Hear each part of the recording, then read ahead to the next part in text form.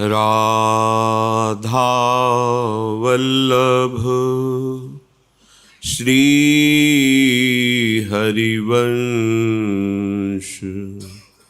राधा वल्लभ श्री हरिवंश। राधा वल्लभ श्री हरिवंश। राधा वल्लभ श्री हरिवंश। वृंदावनेश्वरी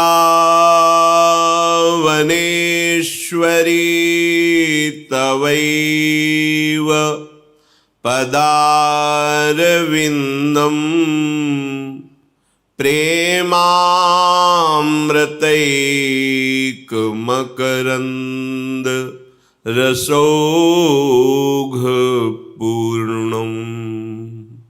हृद्यर्पितं मधुपते स्मरतापमुग्रम् निर्वापयत् परम शीतलमाश्रयामि।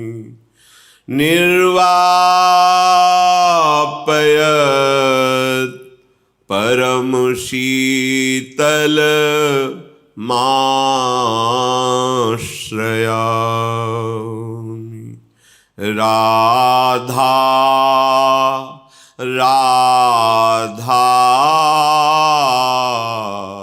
राधा राधा राधा।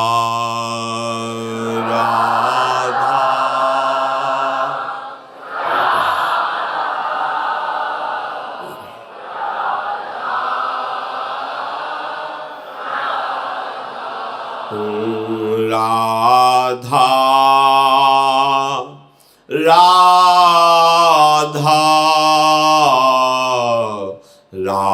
राधा राधा।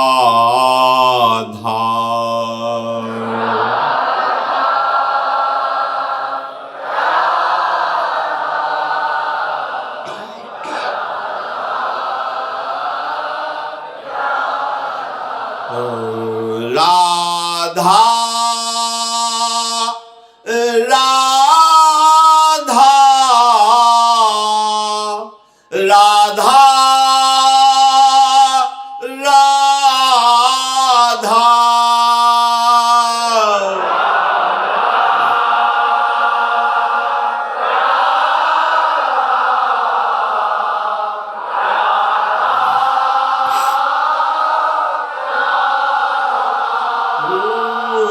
राधा राधा राधा राधा।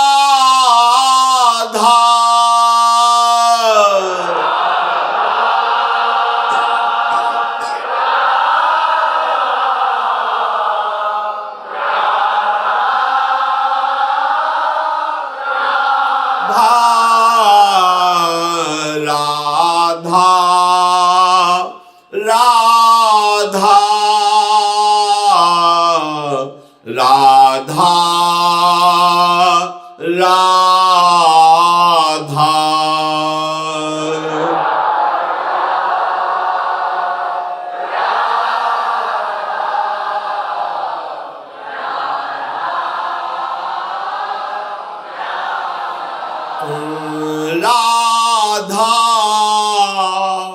राधा राधा राधा।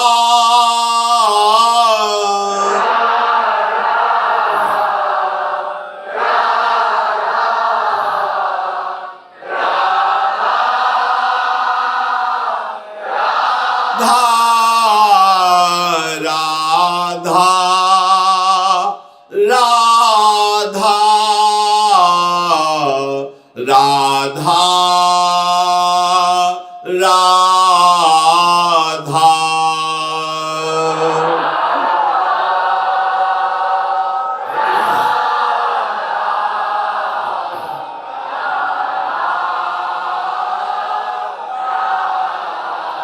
श्री राधा वल्लभ लाल की जय।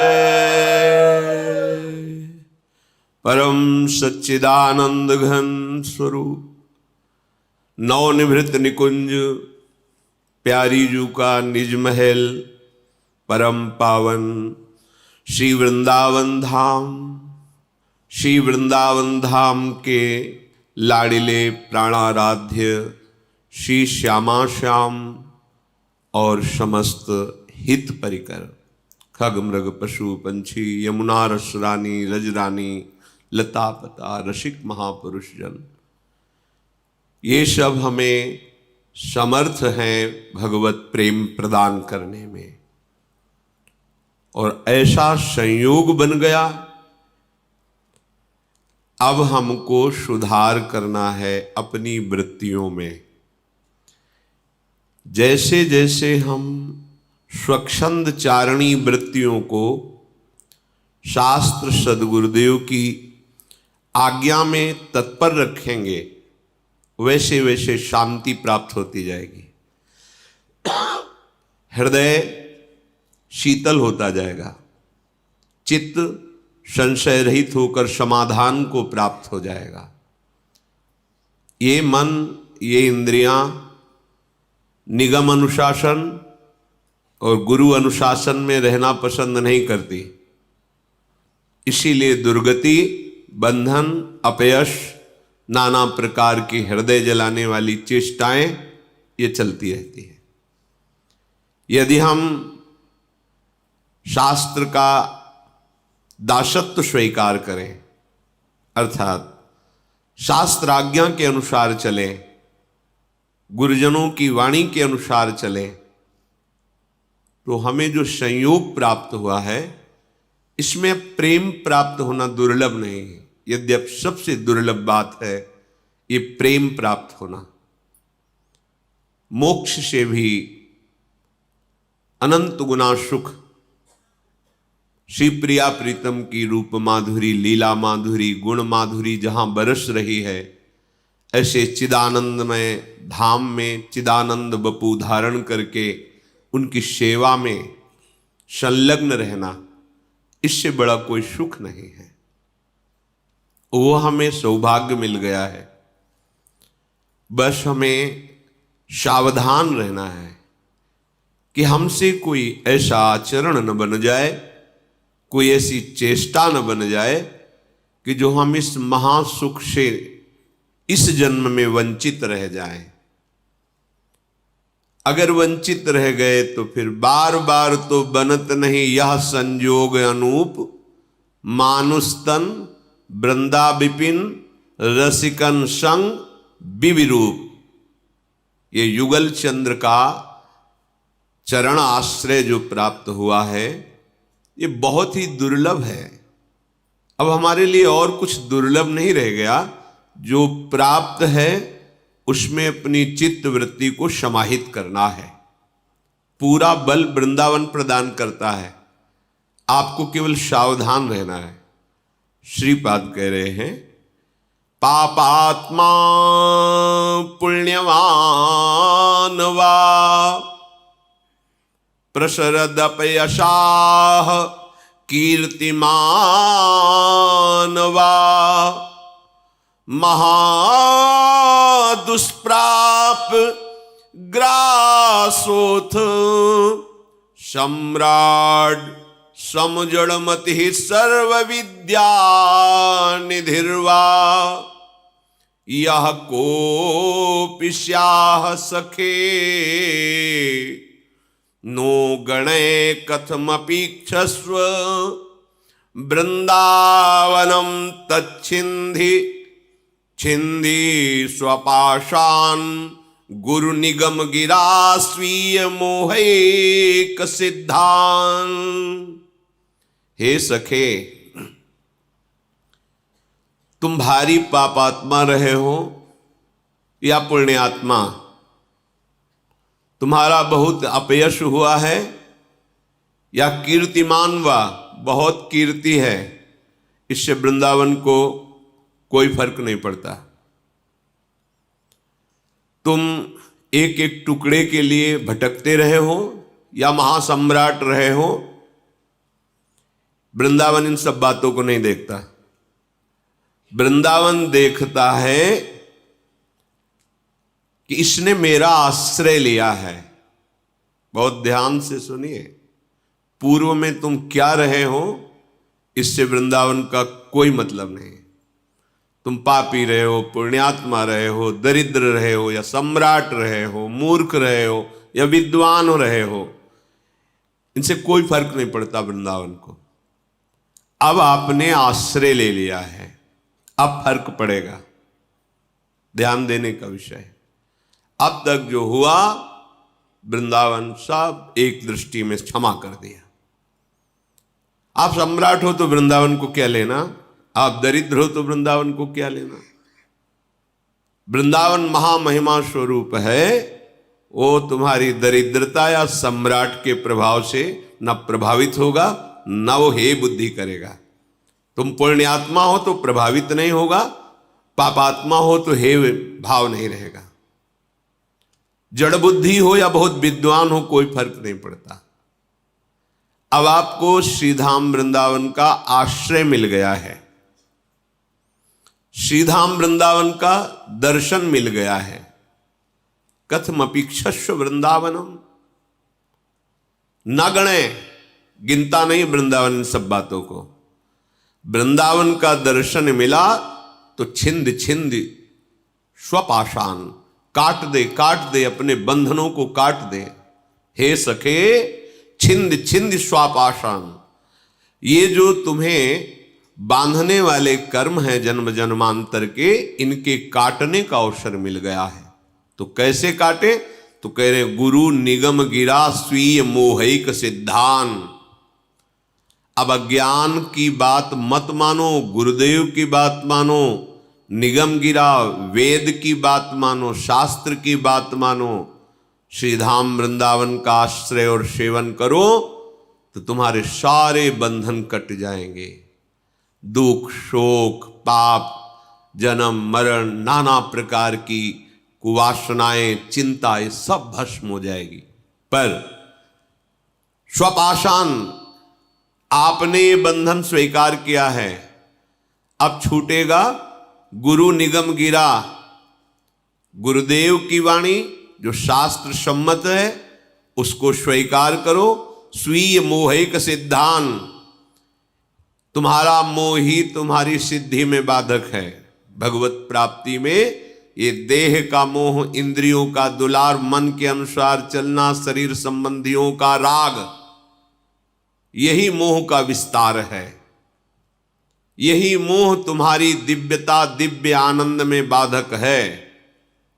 इसके नाश करने में समर्थ है गुरु वचन, शास्त्र वचन, उनको स्वीकार कर। श्रीधाम वृंदावन में आश्रय लेने वाला या वास करने वाला, स्त्री मात्रे मात्र बुद्धि स्थिर चर निखिल प्राणी पूपाश बुद्धि। जितनी भी यहां माताएं बहनें हैं, ये सब हमारी श्री जी की सखियां हैं। भाव देश में देखो, हमारे प्रभु की प्राप्ति में अत्यंत आवश्यक है ये भाव। ये जो आप गंदी दृष्टि से माताओं बहनों की तरफ देखते हैं या किसी पुरुष की तरफ माताएं बहनें देखती हैं, ये आपकी दृष्टि कैसे प्रियालाल को देख पाएगी। खुद गंदगी पैदा कर रहे हो अपनी दृष्टि में और चाहते हो प्रेम मूर्ति श्यामा श्याम के दर्शन, साक्षात्कार। धूल झोंक रहे हो अपनी आंखों में और सूक्ष्म वस्तु देखना चाहते हो। सावधान, स्त्री मात्रे मात्र बुद्धि है। जितनी माताएं बहन हैं सब, इनके प्रति मात्र बुद्धि अर्थात पूज्य बुद्धि होना चाहिए। कई बार सत्संग में कहा है कि वो बहुत ही आसुरी स्वभाव वाला राक्षस होगा जो अपनी माता बहन बेटी के प्रति गंदी दृष्टि रखे, नहीं तो परिवार में सब रहते हैं, कहाँ ऐसी कोई मलिन वृत्ति रहती है। पर जहां हम दूसरा भाव आरोपित करते हैं वही हमारी गंदी वृत्ति हो जाती है। इस गंदी वृत्ति और गंदे भाव को त्याग कर ही तो हम दिव्य वृत्ति और दिव्य भाव प्राप्त करने चले हैं।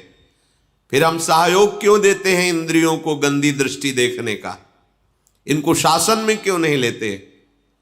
अगर आप शासन में नहीं लोगे तो कोई है ऐसा जो आपको शासित कर देगा, ऐसा बांध देगा कि निकल ही नहीं पाओगे, देखने लायक नहीं रहोगे, दृष्टि ही अपहरण कर लेगा वो। बहुत सावधान, बहुत बढ़िया संयोग बनाया, निकल चलो। ज्यादा उद्दंडता करोगे तो समय व्यर्थ जाएगा, बंधन दृढ़ होता जाएगा, अवसर खो जाएगा, हाथ से निकल जाएगा। यहां किसी का कुछ नहीं बिगड़ता, आपका आचरण आपका ही सर्वनाश कर देगा। तुम किसी को नहीं बिगाड़ सकते, तुम्हारे आचरण ही तुम्हें नष्ट कर देंगे। सत्संग का तात्पर्य मनोरंजन नहीं है, सत्संग का तात्पर्य है मन की अशुभ वृत्तियों का नाश करके सत्संग करना। सत है श्यामा श्याम, सत है श्यामा श्याम का नाम, सत है श्री वृंदावन धाम, सत है रसिकों का उपदेश। अगर ये स्वीकार है तो सत्संग है, ये स्वीकार नहीं तो नाटक है, सत्संग नहीं है।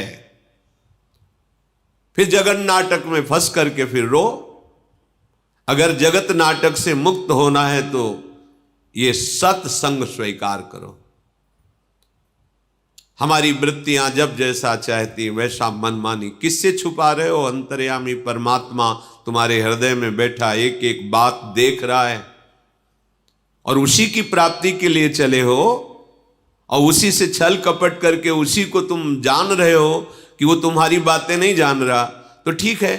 वो तुम्हारी ये बातें नहीं जान रहा तो तुम्हारी सत्वृत्तियां भी वो नहीं जानेगा, कर लो। अगर तुम असत्वृत्ति गंदी बातों को ये समझ रहे हो कि कोई बात नहीं, क्या यहां तो कोई नहीं देख रहा है, तो फिर जो तुम शुभ आचरण कर रहे हो वो भी फलीभूत नहीं होंगे। फिर पुकारोगे कि अरे हमने क्या बिगाड़ा, भगवान का ऐसा कर दिया, क्योंकि तुमने मान लिया ना, ये यथा माम प्रपद्यन्ते तास तथैव भजाम्य हम। वो नहीं देख रहा है तो वो कुछ नहीं देख रहा है, तुम जैसा मानोगे वैसा ही दिखाई देगा, पर तुम्हारा कर्म तुम्हें नहीं बख्शेगा। स्त्री मात्र में पूज्य भाव, बच जाओगे।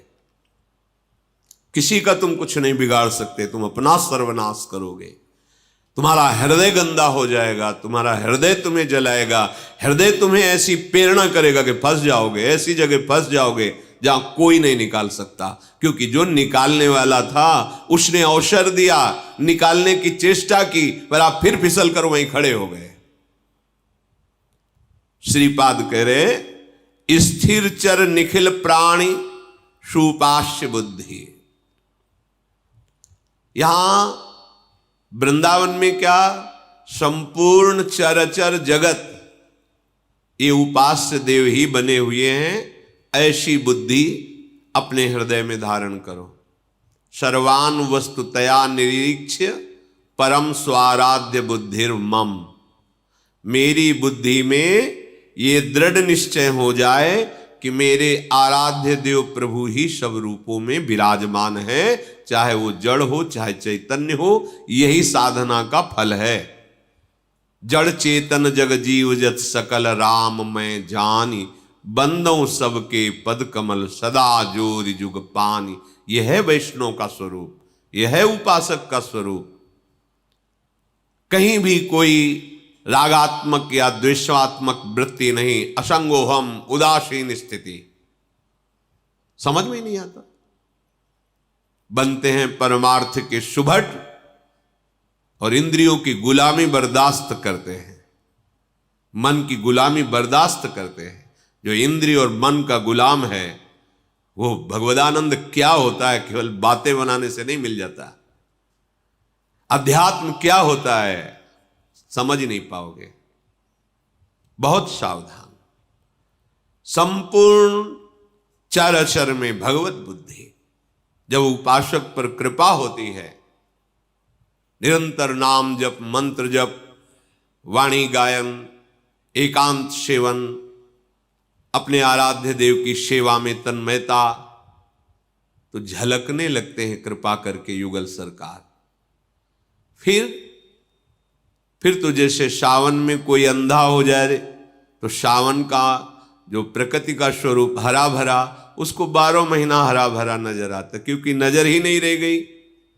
हरे भरे को देखकर अंधा हो गया, अब उसको जीवन भर हरा भरा ही समझ में आएगा। ऐसे ही जड़ चैतन्य कछु नहीं दीखत, जित दीखत तित श्याम खड़े, बिहुल बिकल संभार न तन की, घूमत नयना रूप भरे, करनी अकरनी दो विधि भूले, विधि निषेध सब रहे धरे, नरहरिदास ते भय बावरे, जे यह प्रेम प्रवाह परे। ऐसे महासुख के लिए तुम्हें चयन किया है प्रभु ने, अवसर दिया है प्रभु ने, चूको मत। संपूर्ण माताओं बहनों में पूज्य बुद्धि, चरणों के दर्शन से ही हमारी दृष्टि पवित्र होगी। अगर मुख की तरफ दृष्टि जमाई तो जो चाहे आपन कल्याणा, सुजस सुमति शुभगति शुभ नाना, सो पर नारी लीलार गोसाई, तजौ चौथ के चंद किनाई। अगर माताओं बहनों की तरफ गंदी दृष्टि से देखोगे तो मति गति ऐश्वर्य वैभव सब नष्ट हो जाएगा। जिसने भी इतिहास साक्षी है, माताओं बहनों की तरफ गंदी दृष्टि से देखा, वो चाहे जितना बड़ा वरदानी या बलशाली रहा हो, धूल धूसरित हो गया, नष्ट हो गया। इतिहास साक्षी है, पढ़ के देख लो। सावधान, तुम तो उपासक हो। तुम्हारी दृष्टि जैसे अपने मां को देखने पर परम पावन दृष्टि होती है, अपनी बहन को देखने पर, ऐसे ही जगत में जितनी भी माताएं बहनें हैं वो सब पूज्य हैं। तत्व दृष्टि से देखे तो एकमात्र सच्चिदानंद प्रभु ही ये स्त्री की पोशाक पहन करके लीला कर रहा है। अपने प्रभु को पहचानो, उनके चरणों के दर्शन करो, उनके चरणों में मानसिक प्रणाम करो। भोग वासना दृष्टि रख करके देखोगे तो वो दृष्टि ही तुम्हारी संपूर्ण सुखों का नाश कर देगी। ध्यान से समझ लीजिए, वो दृष्टि ही तुम्हें और किसी के नाश करने की जरूरत नहीं, वो खुद तुम्हें नाश कर देगी। तुम्हारे सुख की, शांति की, पवित्रता की, पुण्यों की होली लग जाएगी।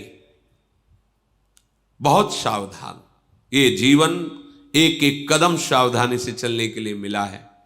चराचर में, वृंदावन में केवल प्रिया प्रीतम के प्रेमी जन ही विराजमान हैं, ऐसी भावना करो। बाह्य शेषार्थ लाभेष्वपि हृदय मुख म्लान निकृद्धा निबुद्धि। श्रीपाद कह रहे हैं कि जो बाह्य लाभ मिलता है, रुपया मिल जाना, प्रणाम नमस्कार मिल जाना, और भी जो सुख सामग्रियां हैं, ये कोई लाभ नहीं है साधक का। उपासक इसे लाभ न मान ले कि भाई जीवन भर भजन तपस्या की, वाह वाह ये मिला हमें। ये आखिरी खाई है जहां गिर करके दुर्गति होती है। कामिनी, कंचन, कीर्ति, पुत्रैषणा, वित्तैषणा, लोकैषणा, ये 3 सीमाएं खींची गई भगवत मार्ग के पथिक को। तीनों को बड़ी सफाई से लांग जाओ। अगर किसी में भी तुम भिड़ गए, किसी में धोखा खा गए तो गिर जाओगे खाई में।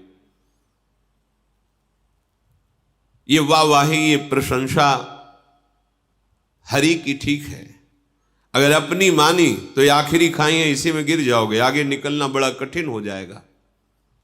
श्रीपाद कह रहे बाह्य शेषार्थ लाभेष्वपि, ये बाह्य लाभ कोई लाभ है? नाना प्रकार की सुख भोग सामग्री मिल जाना, प्रशंसा मिल जाना, प्रणाम नमस्कार या अन्य अन्य, ये कोई लाभ है? अभी प्राण निकलेंगे, चले जाओगे, कौन पूछेगा? जब भगवान का अवतार हुआ, उनके नाम गुण नहीं गा रहे तो तुम्हारे नाम गुण गाए जाएंगे। व्यर्थ का ज्ञान, हमारा नाम हो जाए, हमारी कीर्ति हो जाए, या व्यर्थ का हम इतना निर्माण करवाएंगे कि वाह वाह, बड़े बड़े सम्राटों के किले में कबूतर हग रहे हैं, तुम्हारे निर्माण में कौन सा ऐसा महान यश हो जाएगा कि पूरा त्रिभुवन कहेगा वाह, विश्वकर्मा ने बनाया तो उनका नाम तो ले नहीं रहा कोई, जिन्होंने सुधर्मा सभा रची गई, इंद्रप्रस्थ में ऐसी सब कहां है, माया के प्रवाह में सब बह गए, इतिहास में केवल लिखे रहे। तुम क्या हो? बाह्य शेषार्थ लाभेश्वपि, अगर बाहर का लाभ तुम्हें लाभ दिखाई दे रहा है तो बड़े धोखे में हो। हृदय मुख म्लान निकृद्धा निबुद्धे, तुम्हें उदास हो जाना चाहिए कि तुम्हारी बुद्धि जो है वो भ्रष्ट हो रही है। सच्चिदानंद प्रभु के स्मरण को छोड़कर, प्रभु के चिंतन को छोड़कर विषय सुख, धन संपत्ति, मान बढ़ाई, विषय भोग, तुम्हारी बुद्धि खराब हो गई है। उदास होना चाहिए तुम्हें। भगवत मार्ग के पथिक का लाभ केवल एक ही है, निरंतर अखंड भगवत स्मृति, तैल धारावत भगवत स्मृति। रूप समाया हुआ है और नाम चल रहा है, इससे बड़ी कोई लाभ वृत्ति नहीं। सावधान हो जाओ, देह स्त्री वित्त पुत्रादिषु न ही मम धीर मित्र बुद्धि स्वशत्रु स्वापीड़ायाम समन्तात सुखमति रमितानंद वृंदावनेस्तु। श्रीपाद कह रहे हैं, यदि इसी जन्म में भगवत प्राप्ति करनी है, वृंदावन का आश्रय लिया है, वास स्वीकार किया है, तो देह में, स्त्री शरीर में, वित्त अर्थात संपत्ति में, पुत्र और गृह घर, इसमें ममता न करो। ये देह भगवत सेवा पात्र है। हमें जितने परिवार के जन मिले हो, भगवत स्वरूप मानकर केवल अपने कर्तव्य का पालन करके उस सेवा को भगवत प्रसन्नता हेतु बनाना है। हमारे प्रभु प्रसन्न हो, हमारे श्यामा श्याम राजी हो, स्त्री रूप में, पुत्र रूप में, पति रूप में, घर संपत्ति रूप में हमें सेवा मिली है। अगर उसमें आप ये मैं भोगता हूं, ये मेरी संपत्ति है, फंस गए। ये अहमता ममता तुम्हारी दुर्बुद्धि के कारण है। मम धीर मित्र बुद्धि स्वशत्रु, ये फिर क्या करेगी? किसी को मित्र बना लेगी बुद्धि और किसी को शत्रु बना लेगी। किसी में राग करेगी, किसी में द्वेष, किसी में अनुकूलता, किसी में प्रतिकूलता, और आ गया प्रपंच और नष्ट हो गया। जो उद्देश्य था समता, वो तो गई। जो उद्देश्य था प्रभु के चरणारविंद की ममता, वो तो गई। ये दुर्बुद्धि कहने में समय ज्यादा लगा, आने में नहीं लगता। दुर्बुद्धि इतना कहने में समय लगा, इतने में वो सब काम कर देगी। बहुत सावधान। इसीलिए हानि हरिवंश के नाम अंतर परे, लाभ हरिवंश उच्चरत बानी। तब सुख हरिवंश गुण नाम रसना रटत, और बहुवचन अति दुखदानी। प्रिया प्रीतम की वार्ता के सिवा और कुछ बोले तो फंस जाओगे। नाम छूटा तो हानि हो जाएगी। नाम चल रहा है तो और सब हानि हो गई, बाहरी तो कोई हानि नहीं है, क्योंकि आपके पास नाम है। नाम छूट गया, बाहरी लाभ है तो कोई लाभ नहीं है। स्वपीड़ायाम समन्तात सुखमति रमितानंद वृंदावनेस्तु। कह रहे हैं कि तुम्हें विशेष विशेष कष्ट दिया जाए, आंतरिक और बाहरी भी, तो तुम इस परम सुख की प्राप्ति के उद्देश्य से विचलित मत होना। तुम्हें अपरिसीम आनंदमय श्री वृंदावन ने स्वीकार किया है, बस वृंदावन को पकड़ लो, आश्रय ले लो, बस ये आपको प्रिया प्रीतम से मिला देगा, ये सारे सुखों से मिला देगा। ये सत्संग आचरण में उतारने के लिए है। सत्संग की बड़ी महिमा है, पर वो महिमा तभी फलीभूत होगी जैसे औषधियों से युक्त करके आपको बढ़िया रसोई पवाई जाए जो स्वस्थ बलवान बनावे, आप पाओ ही ना। रसोई तो तैयार हो गई, आप पाते ही नहीं है, तो क्या करेगी वो? आपको स्वस्थ बलवान थोड़ी बनाएगी। आपने पा लिया और बमन कर दिया, फिर भी नहीं होगा। अपने लोग कुछ ऐसे ही हैं, सत्संग सुनते हैं, आचरण में नहीं उतारते। सुन लिया और दूसरे को सुना दिया, बमन कर दिया, पचा नहीं पाए, क्या लाभ मिला? 20 वर्ष सत्संग वैसे के वैसे, ये दुष्ट मन वैसे का वैसे ही सुरक्षित बना हुआ है, इस पर कोई प्रहार अभी तक नहीं हुआ, क्योंकि इसी का दुलार चलता चाह। कैसे हमारा मन हमको शांति प्रदान करे? वो कहेगा भोगों में शांति है, और भगवान कहते त्यागात शांतिरनंतरम। किसकी माने, मन की या भगवान की? अगर सत्संगी हो तो तुम्हें समझ में आ गया होगा कि हमें किसकी बात माननी है, पर मानते किसकी हो? मन की, न गुरु भगवान की, न सच्चिदानंद भगवान की। मन भगवान की बात मानते हैं हम। मन हमें हमारा भगवान है, वो जैसा कहेगा हम वैसी बात चलेंगे, क्या हाथ लगेगा? अभी तक इसकी बात मान करके ही तो हम भगवत विमुख रहे हैं, अनंत जन्म हो गए। इसलिए वृंदावन का आश्रय, वृंदावन का वास हमें जो मिला है, हम अपनी बुद्धि को इस रहने से युक्त करें। समस्त माताओं बहनों में पूज्य भाव, इनके चरणों में प्रणाम करके कि हे प्रभु, हे नटवर नागर, आप इसी रूप में हो।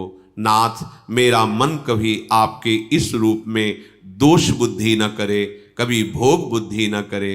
हे नाथ, आप ही जड़ चैतन्य रूप में हो। प्रभु, मुझे कभी भ्रम न होवे कि आपके सिवा और कोई है। अंदर ही अंदर प्रभु से प्रार्थना करें, हे नाथ, ये शत्रु मित्र अनुकूलता प्रतिकूलता का व्यवहार हमारे हृदय में व्यापे नहीं, सदैव हम आपके स्मरण में बने रहे। ये दिव्यता है, ये दिव्य मार्ग है अध्यात्म मार्ग, कोई पार्थिव मार्ग है क्या? ये दिव्य मार्ग है। दिव्य भाव रथ पर बैठकर इस मार्ग में चला जाता है। अगर भाव रूपी रथ ही नहीं तो तुम अध्यात्म मार्ग में चल ही नहीं सकते। जैसे धरती पे चलने के लिए अलग वाहन है, आकाश मार्ग में चलने के अलग वाहन है, ऐसे अध्यात्म मार्ग में भाव रथ पर बैठकर चला जाता है। भाव ही नहीं तो क्या? अगर स्त्री पुरुष भाव, जड़ चैतन्य भाव, शत्रु मित्र भाव, दुख सुख अनुकूलता प्रतिकूलता भाव, तो ये विषम भाव है, ये संसार का भाव है। संसार मार्ग में जो भटक रहे हैं उनका ये भाव है। अध्यात्म का मार्ग ये भाव नहीं है। अध्यात्म मार्ग द्वंद्वरि विमुक्ता सुख दुख संगई, इस भाव के द्वारा अध्यात्म मार्ग में चलता है। ऐसा नहीं कि आप आचरण और भाव सांसारिक करें और आप समझे कि मैं अध्यात्म मार्ग का पथिक हूं। नहीं, पथिक हो ही नहीं, क्योंकि उस मार्ग में जिस रथ पर चला जाता है वो रथ ही नहीं है। भाव रूपी रथ में भावोत्सवेन भजताम रस काम धेनुम, भाव ही नहीं आएगा। चाहे जो भेष रख लो, चाहे जो नाटक कर लो, अध्यात्म मार्ग कोई ऐसा थोड़ी है कि वो आपके मन के अनुसार चलता है। मन को अध्यात्म के अनुसार चलाया जाता है। क्या है अध्यात्म का स्वरूप? जो शास्त्र और गुरुदेव आज्ञा करते हैं उस पर। तो ये भाव के द्वारा ही स्वीकृत होता है, भाव के द्वारा ही इस मार्ग में चला जाता है। और प्रभु भाववश्य भगवान भजी सदा राधा रमन, भाव के वशीभूत होते हैं प्रिया प्रीतम। भाव ही नष्ट कर दिया, स्त्री भाव, पुरुष भाव, भोग भाव, राग भाव, इन भावों से अध्यात्म में चला जाता है क्या? शत्रु भाव, मित्र भाव, कपट, छल, इन भावों के द्वारा अध्यात्म, गंध भी नहीं मिलेगी अध्यात्म की। पूरा जीवन ऐसे व्यतीत कर दोगे, खाली खाली के खाली। तो आप तो कहते हैं वृंदावन में अगर भजन ना भी हो तो भगवत प्राप्ति हो जाती, फिर खाली कैसे रहेगा? क्योंकि आप उस समय अपराध वृत्तियों से युक्त हो जाएंगे। जब आप भाव से नहीं चलेंगे तो आपके अंदर अपराध वृत्तियां जागृत रहेंगी, तभी तो भाव नहीं बना है। वो अपराध वृत्तियां ऐसी करेंगे कि फिर गति बिगड़ जाएगी। वृंदावन यही विधि बसे तज के सब अभिमान, तृणते नीचो आपको जाने सोई जान। वृंदावन बस के इतनो बड़ो सयान, जुगल चरण के भजन बिन निमिष न दीजय जान। यह है एक क्षण भी श्यामा श्याम का विस्मरण नहीं, साप के प्रति चरण वंदना, स्वयं में अति दैन्यता, वृंदावन कृपा कर देगा। भाव नहीं है तो फिर ये जो भाव का अभाव है, इसी में सारे विकार होते हैं, और इसी से निंदा स्तुति मान अपमान, ये प्रपंच, तो ये अपराध बनेगा। अपराध बनेगा तो फिर उसका दंड मिलेगा। दंड अमृत है अपने लिए, दूसरे के लिए नहीं। अपने लिए क्षमा विष है, दूसरे के लिए क्षमा अमृत है, दंड विष है। जहां तक हो हम दूसरे को क्षमा करें, पर अपने को नहीं। अपने को दंड चाहिए। ये उद्दंड मन, ये उद्दंड इंद्रियां बिना दंड के सही रास्ते पर नहीं आती। हम दूसरे को तो दंड देने में बहादुर होते हैं, अपने को क्षमा कर देते हैं, कोई बात नहीं। नहीं, दूसरे की बड़ी से बड़ी बात को हम कह सकते हैं कोई बात नहीं, लेकिन अपनी बात को कोई बात नहीं ऐसा नहीं कहेंगे। एक छोटी सी भी बात के लिए हमें प्रायश्चित करना होगा, हमें उसके लिए दंड सहना होगा, तभी ये उद्दंड मन काबू में आता है। लेकिन प्रणाली दूसरी है। यहां दूसरे के एक छोटे से अपराध को बहुत पर्वत की तरह करके विस्तार से दिखाना, और अपने पर्वत जैसे अपराध को बिल्कुल छुपा लेना, यह परमार्थ के पथिक का स्वरूप नहीं है।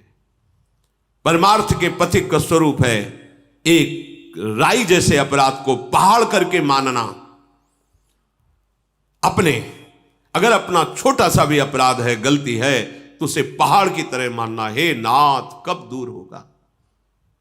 गोस्वामी जी कहते, जो मैं अपने अवगुण कहूं, बाढ़ई कथा पार नहीं लाऊं। इतना मैं, ये क्या है? जरा सी भी इस स्फुरना को पहाड़ जैसा देखते हैं, और अपने पहाड़ जैसे अपराध करने पर भी हम उसे मानते नहीं कि मैंने गलती की। इसीलिए दूसरों पर क्षमा वृत्ति और अपने में दंड वृत्ति, साधन वृत्ति। सुखा दो शरीर को यदि अपराध कर रहा है। भजन बल से मन और इंद्रियों को निष्काम कर दो, इनकी वासनाओं का शमन कर दो। तुम भगवान के चिदानंद अंश हो, ये पार्थिव शरीर नहीं हो। इनके दुलार के लिए इस जन्म को बर्बाद मत करो, मान लो नहीं पछताओगे। श्रीधाम वृंदावन समर्थ है प्रिया प्रीतम में मिलाने की, उनमें अद्भुत कृपा शक्ति है। बस हमको सावधान होकर रहने के अनुसार रहना है। चलते हैं पावन चरित्र भगवान श्री राम का। मार्कंडेय जी काम्यक वन में युधिष्ठिर आदि पांडवों को सुना रहे हैं। प्रसंग चल रहा है भरद्वाज जी के आश्रम में समस्त अयोध्यावासियों के साथ भगवान वशिष्ठ जी, भरत शत्रुघ्न जी, निषाद राज गुह आदि।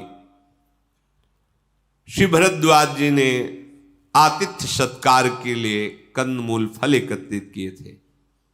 रिद्धियां सिद्धियां आकर हाथ जोड़कर कहा, प्रभु आज तक हमारी हिम्मत नहीं हुई कि हम आपसे निवेदन कर सके, यदि आप हमें आज आज्ञा करें तो बहुत बड़े अतिथि पधारे हैं, हम कृतार्थ हो जाएंगे इनकी सेवा करके।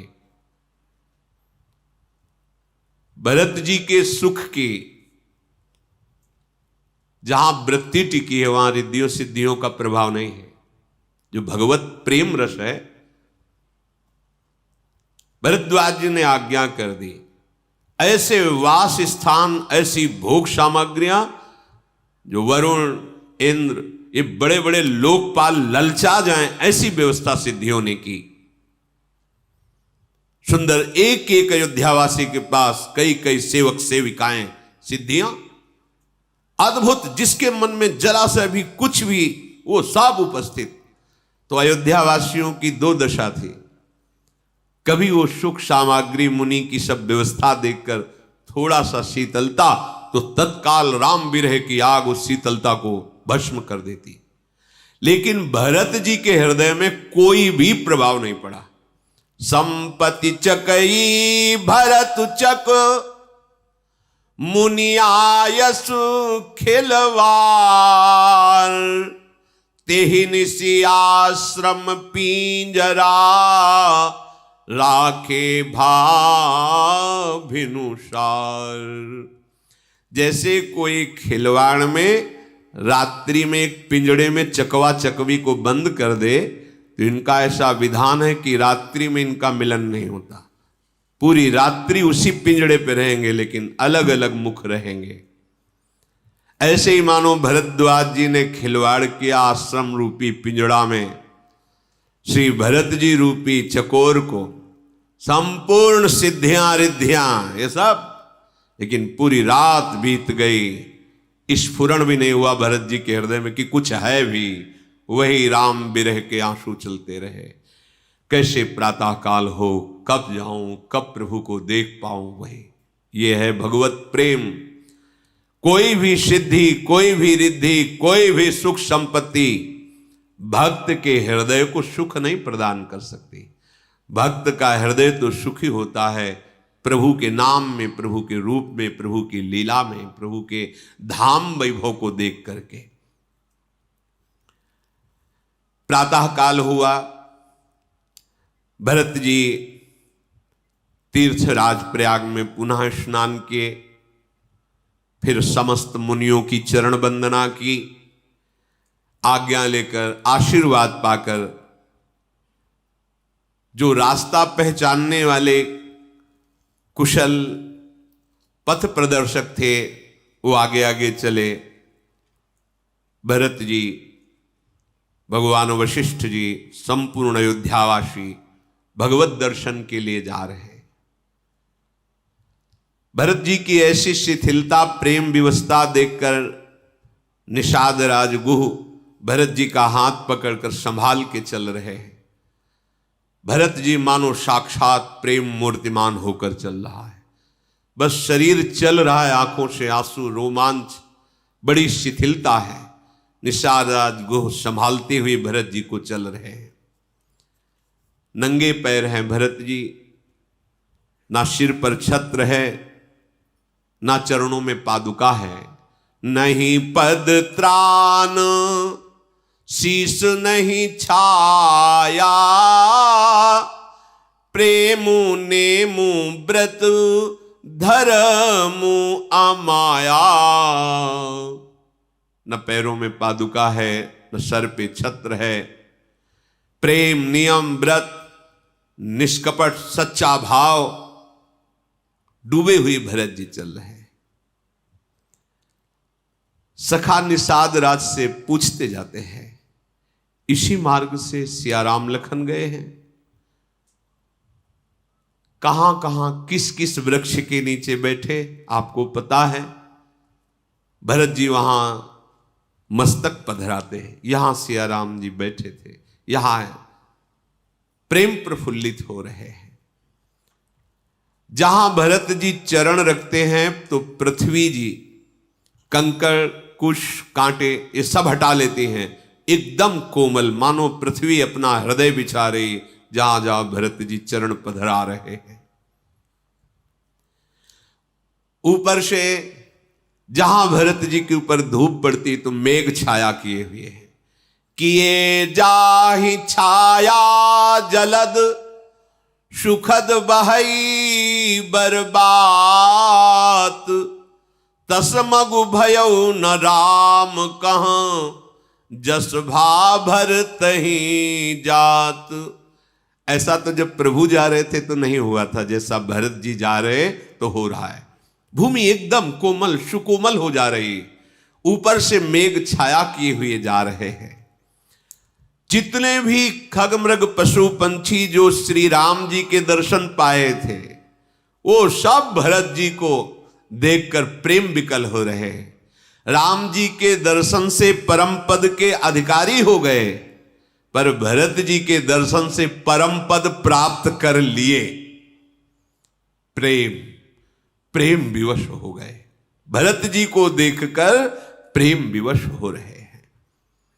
ये कोई बड़ी बात नहीं है। जिन्हें श्री राम जी स्वयं स्मरण करते हैं, उन भरत जी की महिमा में ये कोई बड़ी बात नहीं। तो आप सोचते होंगे कि प्रभु केवल भरत जी को ही स्मरण करते हैं,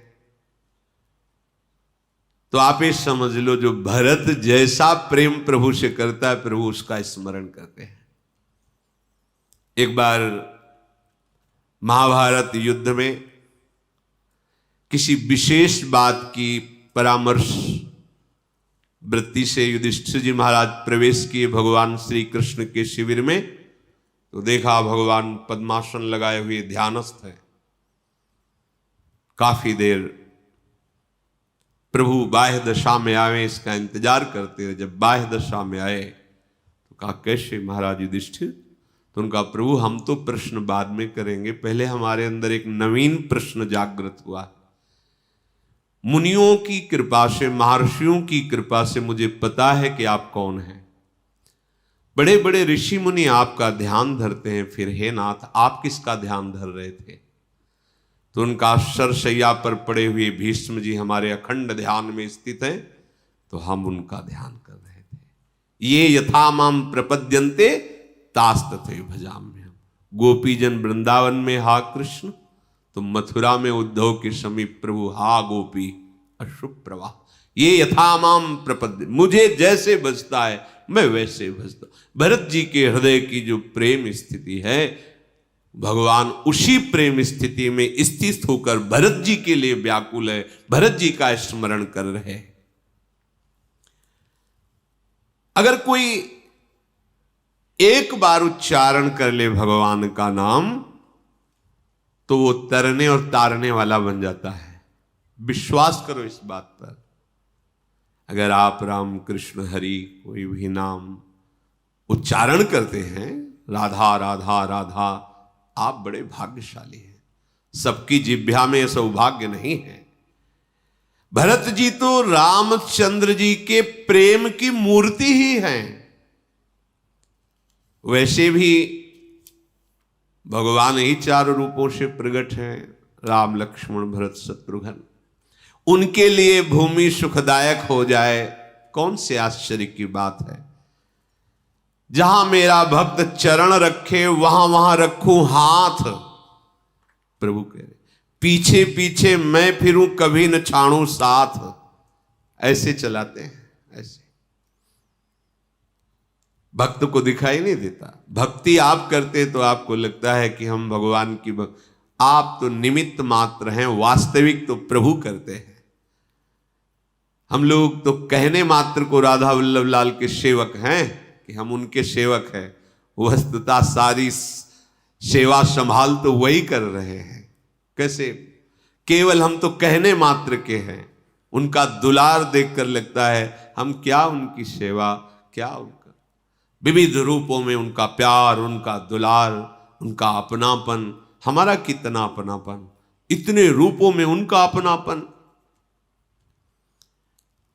अगर ये बात आपकी समझ में ना आवे तो समझो भगवान अभी और कुछ बकाया रखे हैं, जिनका एक नाम स्वयं तरने और तारने वाला बना देता है। जहां अपने भक्त के पीछे पीछे भक्तन पाछे यो फिरे जीव बछरा संगाए, निरपेक्षम मुनिम शांतम निर्वैरम समदर्शनम अनुब्रजाम में हम नित्यम पुयेत्यंग रेणु भी। ऐसे कृपालु भगवान का यदि आश्रय न लिया, भजन न किया, तो अभी और कुछ लिखा है भाग्य में। एक पंडित जी गंगा किनारे जा रहे थे, तो ज्योतिषाचार्य थे, तो एक खोपड़ी पड़ी थी इंसान की। तो उन्होंने उनकी खोपड़ी में देखा तो बड़े ज्योतिष के उसमें लिखा था अभी और कुछ बकाया है। तो उनका और क्या बकाया होगी, मर गया, मांस हट गया, हड्डी पड़ी, अब क्या बकाया रह गया, स्मशान में पड़ा है। वो कपड़े में बांध लिया कि देखेंगे इसके भाग्य में लिखा अभी और कुछ बकाया है। कपड़े में बांध के ले गए, घर में रखा, जाके इसे टांग दिया खूंटी पे, देखेंगे इसके भाग्य में क्या है। और फिर किसी कार्य हेतु चले गए। उनकी जो ब्राह्मणी थी उन्होंने सोचा कि क्या लाए हैं पंडित जी इसमें। देखा खोपड़ी, बहुत गुस्सा आई, ओखली में धर के मूसर से उसे कूट दिया और कूट के उसे बाहर फेंक दिया।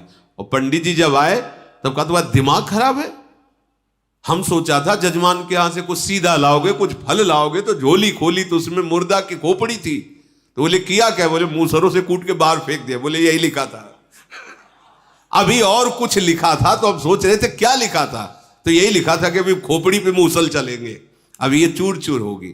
तो अगर इतने समझाने पर भी समझ ना आवे तो समझो अभी कुछ और लिखा है, वो इसलिए नहीं समझ में आ रहा है। भरत जी के प्रभाव को देखकर इंद्र जी तो घबरा गए। देवराज इंद्र को लगा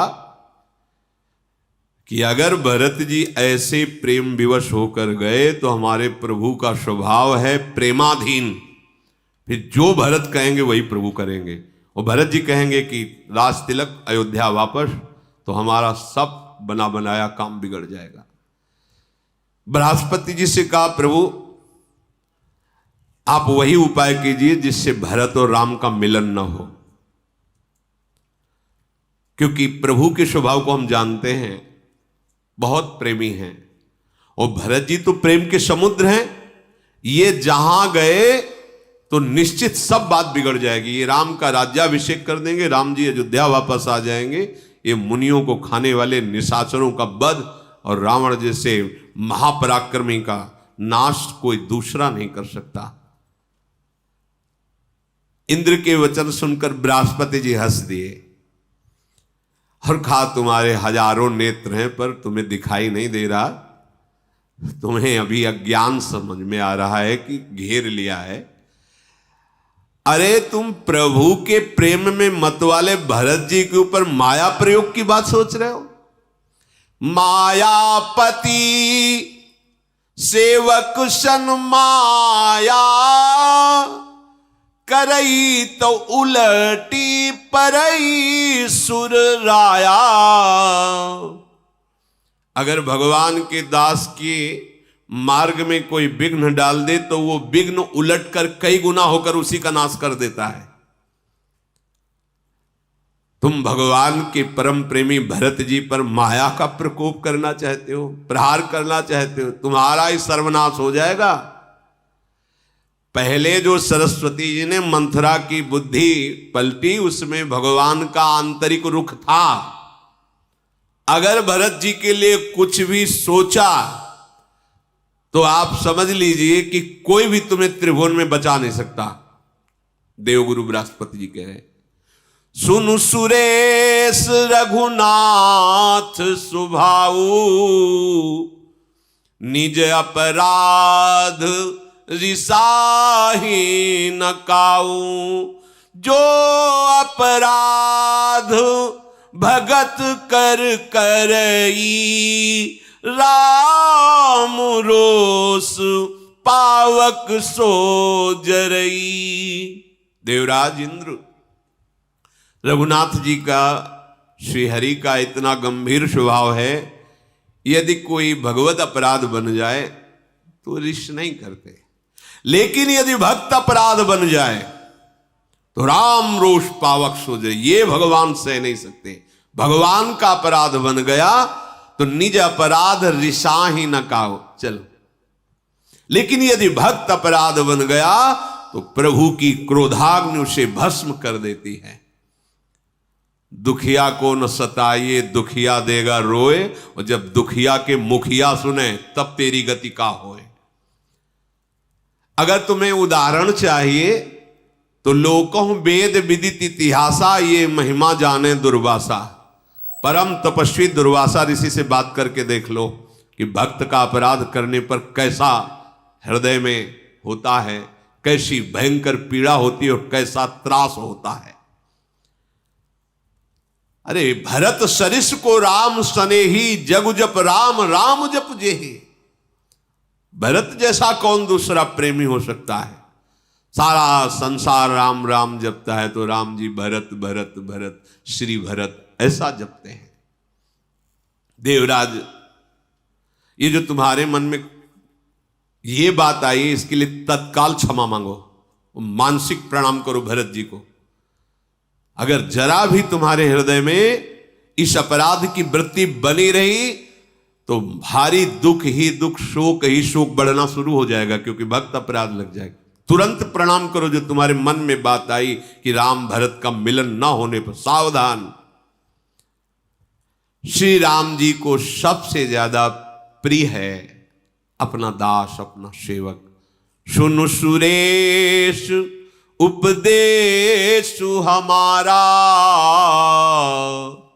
राम ही सेवकु परम प्यारा। मानत सुख सेवक सेवकाई, सेवक बैर बैरु अधिकाई।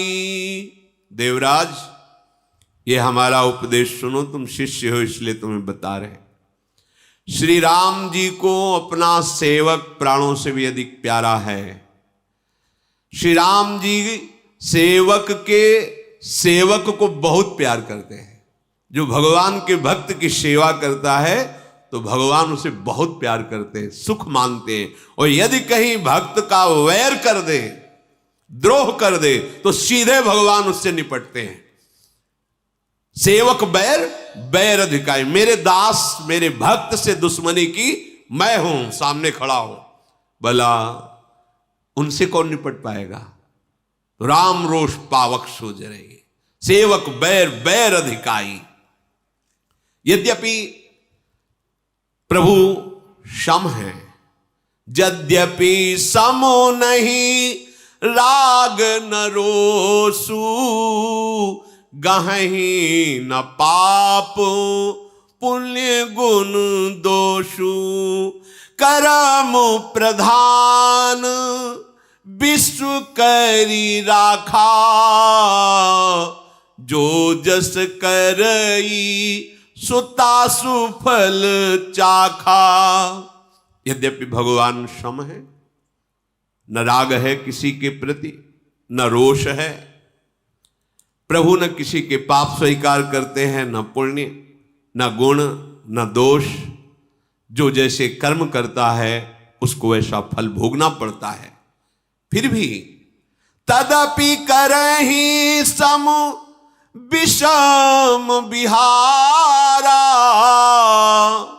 भगत अभगत हृदय अनुसारा। अगुण अलेप अमान एक रस, राम सगुण भय भगत प्रेम बस। राम सदा सेवक रुचि राखी, वेद पुराण साधु सुर साखी। अस जी अजानी तजहु कुटिलाई, करहु भरत पद प्रीति सुहाई। राम भगत परहित निरत, पर दुख दुखी दयाल। भगत शिरोमणि भरत ते, जनि डर पहु सुरपाल।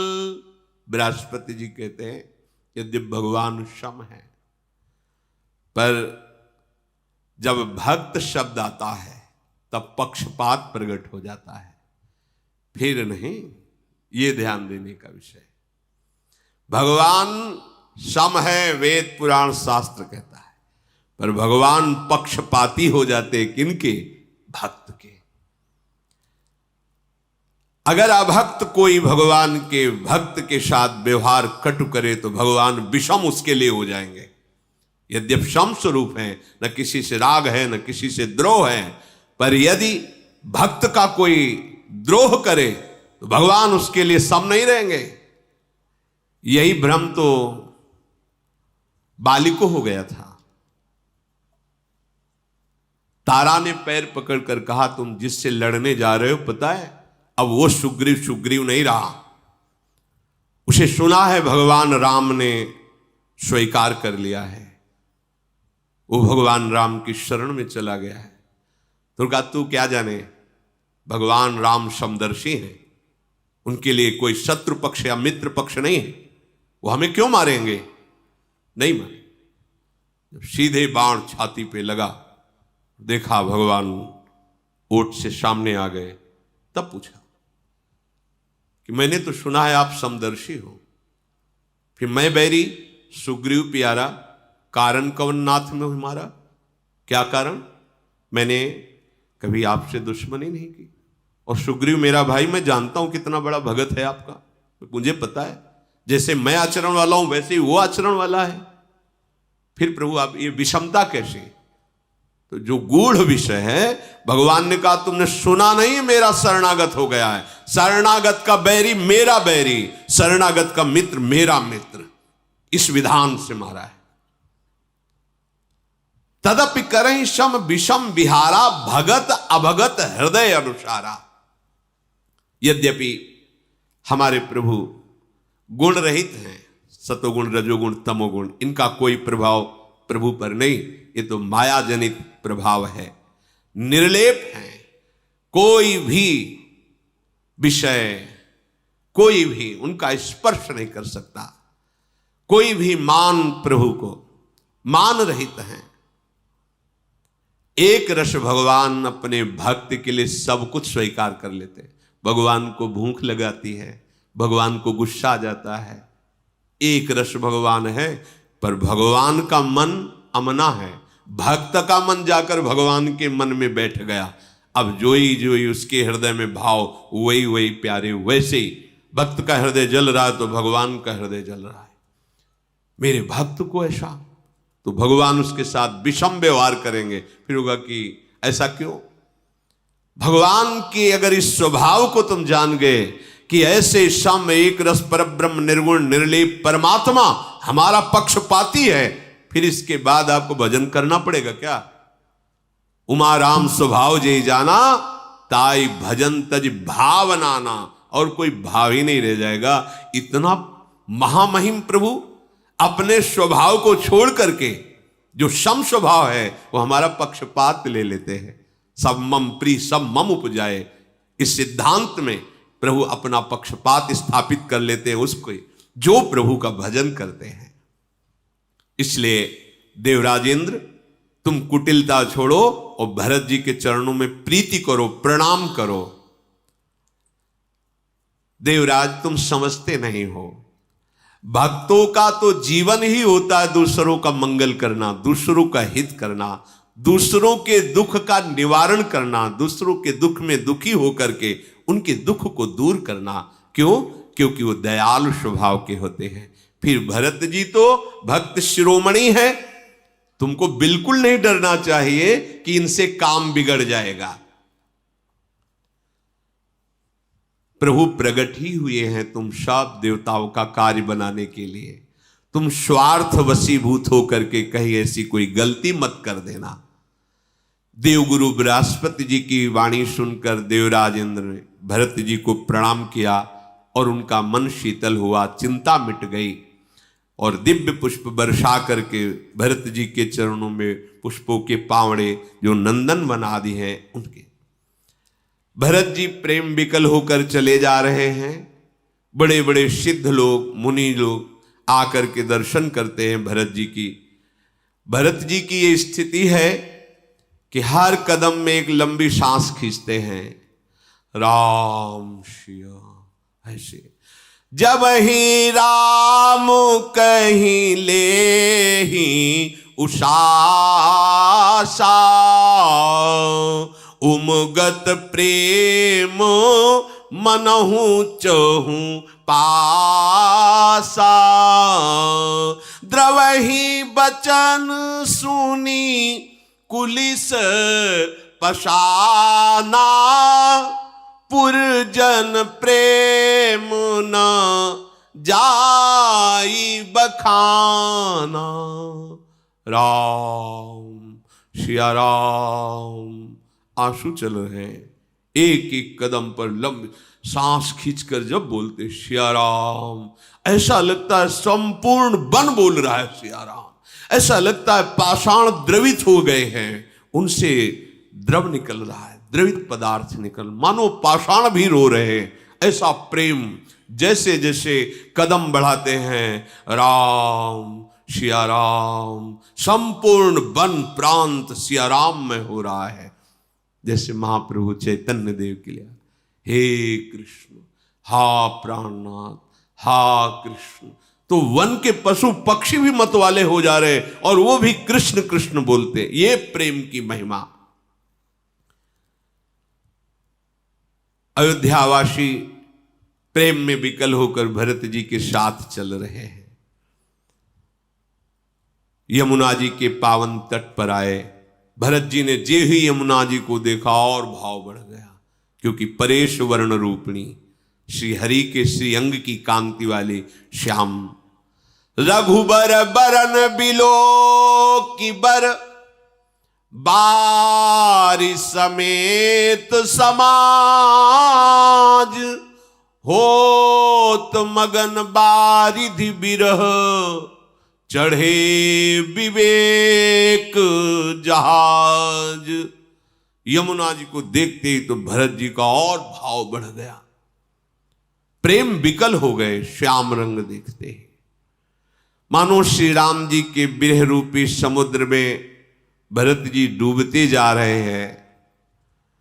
फिर विवेक की अगर यमुना अवगाहन करके जल्दी चले तो प्रभु का दर्शन हो जाएगा। फिर विवेक ने संभाला, नहीं, भरत जी तो यमुना जी के श्याम रंग को राम विरह में डूब ही रहे थे। यमुना का दर्शन स्पर्श आचमन आदि करके समस्त अयोध्यावासियों को सुपाश्वास दिलाया गया। सबको खान पान सुंदर व्यवस्था हुई। निषाद राज गुह ने जहां जहां परिचय था सबसे नावें मंगा ली। पूरी रात उसने सेवा की। जहां अंधेरा कम हुआ, प्रातः काल हुआ, एक ही खेवे में सब अयोध्यावासियों को पार किया गया। इतनी नावें निषाद राजगुह ने मंगा ली थी। भरत जी ये देख करके बहुत संतुष्ट हुए। फिर सब यमुना स्नान किए। यमुना जी को प्रणाम करके जो वयोवृद्ध जन गुरुजन वो सब सवारियों पर, सारा अयोध्या नगरी का समाज पीछे आ रहा है, पर भरत और शत्रुघ्न सादे वस्त्र नंगे पैर चल रहे हैं। सेवक सखा और मंत्री के पुत्र उनके साथ वैसे ही चल रहे हैं। बस सिया राम जी का स्मरण करते हुए भरत जी आगे बढ़े। जहां जहां निवास किया था प्रभु ने, वहां वहां जगह दिखाते हैं, वहां जाकर परिक्रमा करते हैं, प्रणाम करते हैं। नगरवासी जब कोलाहल सुनते हैं तो भाग करके आते हैं और देखते हैं तो गांव की स्त्रियां कहती हैं कि ये तो राम लक्ष्मण ही है, क्योंकि वैसे ही दिखाई दे रहे हैं। वही अवस्था, वही रंग, वही रूप, वही चाल ढाल, ये तो राम लक्ष्मण है। पर सखी, ये राम लक्ष्मण नहीं हो सकते, क्योंकि वो तो वलकल वस्त्रधारी जटाधारी थे और ये राजपोशाक धारण किए और इनके साथ चतुरंगिणी सेना है और इनका मुख प्रसन्न नहीं है, इनके मुख से खेद प्रकट हो रहा है। इसलिए मुझे ये लगता है दिखाई तो देते हैं राम लखन जैसे, पर ये राम लखन नहीं है। उनमें से किसी चतुर युवती ने कहा, तुमने ठीक पहचाना, तेरी वाणी सत्य है, ये राम लखन नहीं है, ये उनके प्रिय भाई भरत शत्रुघ्न हैं, ये मिलने के लिए जा रहे हैं। भरत जी का शील स्वभाव ये सब देखकर बलिहारी जाते हैं। चलत पया दे खात फल, पिता दीन तजी राजू, जात मनावन रघुबरही, भरत सरिस को आजू। यद्यप चक्रवर्ती सम्राट पद महाराज दशरथ जी ने भरत जी को दिया, पर भरत जी ने उसका त्याग कर दिया। नंगे पैर कंदमूल फल का आहार करते हुए भगवान के दर्शन के लिए जा रहे। ऐसा नगरवासियों से जब चर्चा सुनी तो जो नहीं जानते थे बड़े प्रसन्न हुए और बार बार कहते भाई हो तो भरत जैसा। नहीं, चक्रवर्ती सम्राट पद कौन त्यागे? भाई हो तो भरत जैसा, और भक्ति हो तो भरत जैसी, आचरण हो तो भरत जैसे, ऐसे सब नगरवासी कह रहे हैं। हे सखी, इनके संबंध में जो कुछ कहा जाए वो सब थोड़ा ही होगा, क्योंकि भगवान श्री राम के भाई हैं। पर हम अपने को बड़ा धन्य मानते हैं कि हमने राम लखन के भी दर्शन किए और भरत शत्रुघ्न के भी दर्शन किए। वैसे मन कहता है कि मैं एक बार कह दूं कि कैकेयी जैसी माता के ऐसे पुत्र, ऐसे पुत्र को कैकेयी जैसी माता नहीं मिलनी चाहिए। कुछ कहती नहीं नहीं सखी, तुम कैकेयी का दोष ना दो, ये तो हमारे भाग्य खुल गए। अगर कैकेयी जी ऐसा ना करती तो हम इनके दर्शन कैसे पाते। भरत जी का जो स्वरूप देखते हैं प्रेम विवश, सब धन्याति धन्य हो रहे हैं। प्रभु की चर्चा सुनते हुए, प्रभु का स्मरण करते हुए भरत जी चले जा रहे हैं। जहां जहां मुनियों के आश्रम पड़ते हैं वहां नमन करते हैं। मुनिजन आकर के आशीर्वाद देते हैं। कोई भी देव मंदिर दिखा रहा है, भरत जी सर झुकाते हैं। देखो, अपनी अनन्यता में आके अवहेलना नहीं करनी चाहिए। अगर आप डूबे हुए चले जा रहे तो कोई बात, अगर आपको दिखाई दिया कोई देवालय, मेरे ही प्रभु जय राधा वल्लभ लाल की, ये मर्यादा है। कोई भी संत दिखाई, प्रणाम। ये देखो, स्वयं भगवान के स्वरूप है, प्रेम की सीमा है, कैसे चल रहे हैं। कोई कोई ऋषि जब जो वानप्रस्थ ब्रह्मचारी सन्यासी विरक्त नजदीक आके भरत जी से, तो भरत जी प्रणाम करके पूछते, आपने श्री राम को देखा? हाँ हाँ देखा, जानकी सहित लखन लाल जब यहां से जा रहे थे तो हमने देख। भरत जी प्रफुल्लित हो जाते, उनको देख दे, आपने सियाराम को देखा है। सब ऋषि जन ललचा रहे हैं भरत को देखकर, क्या कि ऐसा प्रेम मुझे कब प्राप्त होगा। सुंदर वाणी भगवती सुनते हुए आगे बढ़े। राम जी के दर्शन की प्रबल लालसा है, हृदय में बार बार आनंद की और शोक की दोनों लहरें प्रकट हो रही। आनंद की, प्रभु मिलेंगे, उछल के चलने लगते हैं भरत जी। शोक की, मेरा ही कारण बना प्रभु के वनवास का, कहीं ऐसा न हो कि प्रभु सुने कि भरत आ रहे हैं तो मुझे ऐसे भरत से नहीं मिलना और वो चले जाएं। छुप, एकदम शिथिल हो जाते हैं, कैसे प्रभु के सामने जाऊं। राम सखा निषाद राज ने दूर से कहा, देखो वो जो कामतगिरी दिखाई दे रहा है, इसी के समीप पैश्वनी नदी के तट पर सियाराम जी की कुटिया है।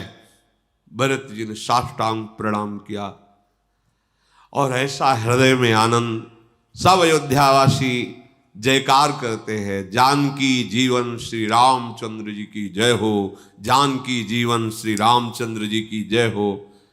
और सब दंडवत कर रहे हैं कि इस दिशा में, इस पर्वत के समीप प्रभु वास कर रहे हैं। भरत जी का उस समय जो प्रेम दशा है उसको भगवान शेष जी भी 2000 जिभ्या से वर्णन नहीं कर सकते, क्योंकि प्रेम है ही अनिर्वचनीयम, अनिर्वचनीयम प्रेम स्वरूपम। 2 कोश पर्वत के पास से चलना था, सब इतने प्रेम विवश है कि वो यात्रा पूरी नहीं कर पाए। रात्रि हो गई। प्रभु की चर्चा करते हुए, चिंतन करते हुए, बिना कुछ खाए पिए सब अयोध्यावासी ऐसे रहे। उधर सियाजू जगी और प्रभु से कहा, प्रभु मैंने एक स्वप्न देखा है। स्वप्न में हमने देखा समाज सहित भरतलाल जी पधारे हुए हैं आपके दर्शन के लिए, और उनके हृदय में जो आपके प्रति विरहाग्नि है वो असहनीय है। प्रभु मैंने देखा कि संपूर्ण अयोध्यावासी निराश, उदास, दुखी हैं, और मैंने माताओं को जिस रूप में देखा वो तो वर्णन करने में ही नहीं आ रहा, मुझे भय लग रहा है। क्योंकि महाराज पधार गए थे तो सब सुहाग उजड़ चुका था। माताओं की जो दशा है वो तो प्रभु मैं वर्णन ही नहीं कर सकते। उस सीता जी के अश्रु चलने लगे। प्रभु बोले कि ये स्वप्न मुझे अच्छी सूचना देने वाला नहीं है, क्योंकि महाराज पधार गए थे। कोई ऐसा बुरा समाचार आएगा जो हमें बहुत दुख देने वाला है। हे त्रिपुरारी महादेव रक्षा करो। भगवान श्री राम स्मरण करके प्रातःकाल स्नान किया, देवताओं की अर्चना वंदना की, मुनियों को प्रणाम किया और उत्तर दिशा की तरफ देखा। लखनलाल ने तो धूल छा रही थी, क्योंकि चतुरंगिणी सेना साथ में थी। पक्षी और हिरण आदि भय से व्याकुल होकर भाग रहे थे आवाज करते हुए। कुछ कोल भील भागते हुए आए। प्रभु श्री रामचंद्र जी ने कहा क्या हुआ? तो उनका प्रभु सूचना मिली है कि अयोध्या की चतुरंगिणी सेना से भरत शत्रुघ्न पधार रहे। प्रभु एकदम गंभीर हो गए, सोच में पड़ गए।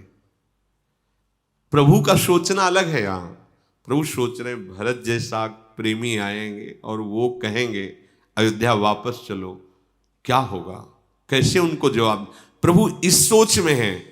और लखनलाल जी ने जेवी सुना कि चतुरंगिणी सेना सहित भरत जी पधार रहे और भगवान राम की तरफ देखा, सोच में वाक बबूला हो गए। हाथ जोड़कर कहा स्वामी क्षमा करना, बिना पूछे मैं कुछ बोल रहा हूं।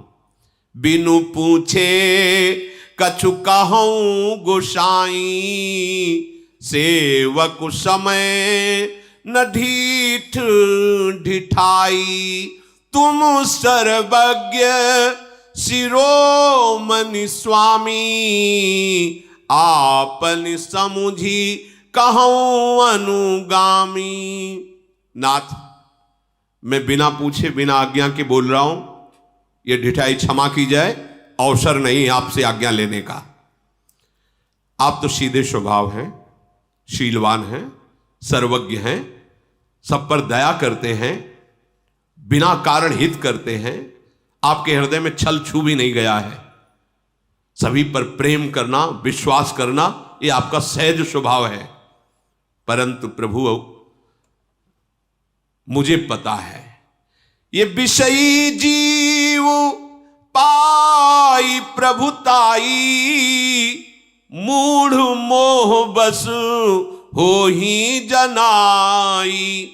जब विषयी लोगों को राजपद प्राप्त हो जाता है तो अभिमान में बढ़ जाते हैं और क्या कर्तव्य है ये भूल जाते हैं। नाथ हमें लगता है भरत जी आज साधुता को छोड़ दिए। यदि मिलने आना था तो चतुरंगिणी सेना का मतलब क्या है? आपका सिंहासन पद है, उसको प्राप्त करके हमें लगता है कि मर्यादा भूल गए कि स्वामी से कैसे मिला जाता है। शायद समझा होगा कि राम लखन वनवास में अकेले हैं और मैं कुछ कुविचार करके सफल हो जाऊंगा और निष्कंटक राज्य करूंगा, तो भूल कर रहे हैं। लखनलाल जी प्रभु को संकोच में देखकर समझ नहीं पाए और उनको लगा चतुरंगिणी सेना को देखकर हमारे प्रभु किसी संकोच में आ गए।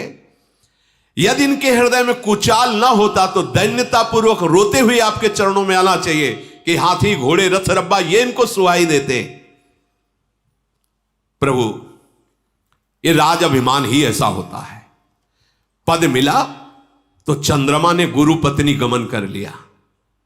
पद मिला तो नहुष राज की जो राजा इंद्र राज त्रिभुवन के पति हैं, सची के साथ गलत करने की भावना से पूज्य ऋषियों को पालकी में जोता। ये राजमद वेन को नीच बना दिया। ये लोक और वेद दोनों से विमुख कर देने वाला राजमद है। शास्त्राभाव त्रिशंकु देवराजेंद्र कौन ऐसा है जिसको इस राजपद ने अभिमान न ला दिया हो? भरत ने सोचा नहीं, वो आज मैं करूंगा। शेषावतारी लखनलाल है, आज इतना भी नहीं बख्शूंगा। भरत जी ने एक विचार नहीं किया, कि राम कौन है और निरादर करने के लिए चतुरंगनी सेना ले आए। अगर क्रोध में आ जाएं तो संपूर्ण विश्व को भस्म कर दें। भूल गए लक्ष्मण जी, ऐसे रोष में आ गए धरती कांपने लगी लक्ष्मण जी के रोष में, क्योंकि शेषावतारी है। बोले नाथ मैं कोई अभिमान करके नहीं कह रहा हूं, ये जो भरत जी का ऐसे आना है ना चतुरंगनी सेना का, ये आज इनका मरना होगा हमारे हाथ से। बहुत विचित्र क्रोध आ गया लक्ष्मण जी को। अगर धूल को लात मारे तो सर पे चढ़ती है। रघुकुल के वीर कैसे होते हैं भरत जी अभी जाने नहीं है, इनको मैं जनाऊंगा। जटा संभाला, पीतांबर कसा, प्रत्यंचा चढ़ाई और बाण निकाला और कहा कि मैं आज राम का सेवक नहीं कहलाऊंगा। आज के बाद यदि इन दोनों भाइयों को मार के ना गिरा दूं और अकेले चतुरंगनी सेना चक्रवर्ती सम्राट महाराज दशरथ की इसका विनाश ना कर दूं तो मैं राम का सेवक न कहलाऊंगा। राम का निरादर किया, चतुरंगनी सेना लेकर समझा वन में अकेले हैं तो जाकर अपना काम बना ले। आज दोनों को मृत्यु शैया पर सुलाऊंगा, भरत और शत्रुघ्न को। लक्ष्मण जी की एक बात बहुत जोर की है, राम चरणों के प्रेम के सिवा कुछ नहीं। देखो यहां देखो ना, सबको छोड़कर धर्म कर्म सब केवल राम। शत्रुघ्न जी एक ही उधर से प्रकट हुए लक्ष्मण, आज दोनों भाइयों को सैया पे सुला दूंगा। सारा समाज एकत्र करके लाए हैं। मैं तब से अभी तक अपने क्रोध को दबाता रहा, वो केवल आपके कारण। आज आप देखेंगे कि जैसे बाज पक्षी उतरता है, लवा पक्षियों को छोटे छोटे होते हैं, कोई भी झपेट में उसके बच नहीं सकता। ऐसे ही आज भरत समेत चक्रवर्ती सम्राट की सेना का विनाश ललकार करके मैदान में मैं करूंगा। अगर मैं ऐसा ना करूं तो राम की सौगंध मुझे। अगर भगवान शंकर भी उनके पक्ष में आ जाएंगे तो भी भरत शत्रुघ्न को मार के गिराऊंगा, बचा नहीं सकते। जीव ही ऐसा रोष लक्ष्मण जी प्रकट करके धनुष में प्रत्यंचा चढ़ाया, लोकपाल घबरा गए, पृथ्वी कांपने लगी, दिशाओं के जो दिग्गज है चिघाड़ने लगे, सारा जगत भयभीत, क्योंकि सरसों के दाने की तरह इनके फण पर विराजमान समस्त ब्रह्मांड है। भगवान श्री रामचंद्र जी गंभीरता में इस सोच में थे कि भरत को कैसे जवाब देंगे जब वो कहेंगे अयोध्या वापस चलो। उसी समय आकाशवाणी हुई, नहीं सावधान लक्ष्मण, सहसा कोई कार्य बिना विचार के नहीं करना चाहिए, ये अनुचित है, अनुचित है, समझ के बोलो, समझ के। वेद और विद्वान कहते हैं बिना विचारे जल्दीबाजी में कोई काम कर लेने वाला अच्छा नहीं होता, उसे बुद्धिमान नहीं कहते, उसे पछताना पड़ता है। आकाशवाणी सुनकर लक्ष्मण जी का क्रोध शांत हुआ, सकुच गए। राम जी ने भुजा पकड़ी, का बैठ जाओ, पास बैठ जाओ। तात तुम सुंदर नीति कह रहे हो, राज्य मद सबको अभिमान में ला सकता है, लेकिन उन सबको जिन्होंने संतों की सभा का सेवन नहीं किया, जो अचवत नृपमातहि तेई नाहिल साधु सभा जेहि सेई। जिन्होंने संतों का संग नहीं किया वो राज पदवी प्राप्त करके भले अभिमान कर ले, लेकिन जिन्होंने संतों का संग किया उन्हें राज मद नहीं होता। लक्ष्मण, भरत सरीखा ब्रह्मा ने सृष्टि में दूसरा कोई रचा ही नहीं है। तुम भरत को कह रहे हो कि अयोध्या का राज्य पाकर मद में आ जाएंगे। भरत ही होई न राज मधु, विधि हरिहर पद पाई, कबहू की कांजी सी करनी, क्षीर सिंधु बिन साई। अरे अयोध्या की राज्य की पदवी की बात क्या, ब्रह्मा का परमेष्ठी पद भगवान विष्णु महादेव का पद, त्रिभुवन का पद प्राप्त हो जाए तो भी भरत जैसे को राजमद नहीं हो सकता। क्या कभी खूब ट्रक 2 ट्रक खटाई डाली जाए तो क्षीर समुद्र फट जाएगा क्या? क्षीर समुद्र में कोई फर्क पड़ेगा क्या? कोई फर्क नहीं पड़ता। अंधकार भले चाहे दिन के सूर्य को निगल जाए, असंभव। अंधकार तो रह ही नहीं जाता जब सूर्य, पर भगवान कह रहे हैं अंधकार चाहे मध्याह्न के सूर्य को निगल जाए, आकाश चाहे बादलों में समाकर मिल जाए, गौ के खुर इतने जल में चाहे अगस्त्य जी डूब जाएं, अगस्त्य जी तो समुद्र पी गए, पृथ्वी चाहे अपनी सहनशीलता क्षमा छोड़ दे, मच्छर की फूंक से सुमेर उड़ जाए 4 लाख योजन वाला, पर भाई लखन भरत को राजमद नहीं हो सकता। ऐसा संभव हो जाए भले, लेकिन भरत को राजमद नहीं। मैं तुम्हारी शपथ और पिता की सौगंध खा करके कहता हूं कि भरत जैसा पवित्र प्रेमी दूसरा कोई नहीं। भरत के हृदय में राजमद नहीं नहीं नहीं। लक्ष्मण तुम गलत सोच गए। हे तात, गुण रूपी दूध अवगुण रूपी जल को मिलाकर विधाता ने इस दृश्य प्रपंच जगत को रचा है। भरत ने सूर्यवंशी रूपी सरोवर में हंस रूप जन्म लेकर गुण दोष का विभाग करके दिखा दिया, अर्थात राज पदवी का त्याग करके वो केवल प्रेम का पालन करने के लिए आ रहे हैं। भगवान की वाणी सुनकर भरत जी के प्रति अपार प्रेम लखनलाल का उदय। ये बहुत जोर के शेष भगवान की जो भक्ति है भगवान के प्रति, इसलिए आगे कृष्णावतार के लिए कहा कि देखो प्रभु, पहले आप जाते हो ये ठीक है नहीं, क्योंकि हमें दबना पड़ता है, अब कि हम पहले जाएंगे, बड़े बन के जाएंगे ना तो आपकी ठीक से सेवा कर पाएंगे, क्योंकि जब आप बड़े होते तो हम वैसे डर जाते हैं आपकी आज्ञा, अब हम बड़े भाई बनकर। इसीलिए जो इधर लखनलाल उधर बलराम जी बहुत प्यार करते हैं प्रभु को, हर समय अपनी गोद पे शयन कराते रहते हैं। भरत जी के प्रति अपार लखनलाल का प्रेम हुआ। भरत जी एक एक कदम प्रेम विवल होकर प्रभु की तरफ जा रहे हैं। शेष चर्चा आगे। श्री राधा वल्लभ लाल की।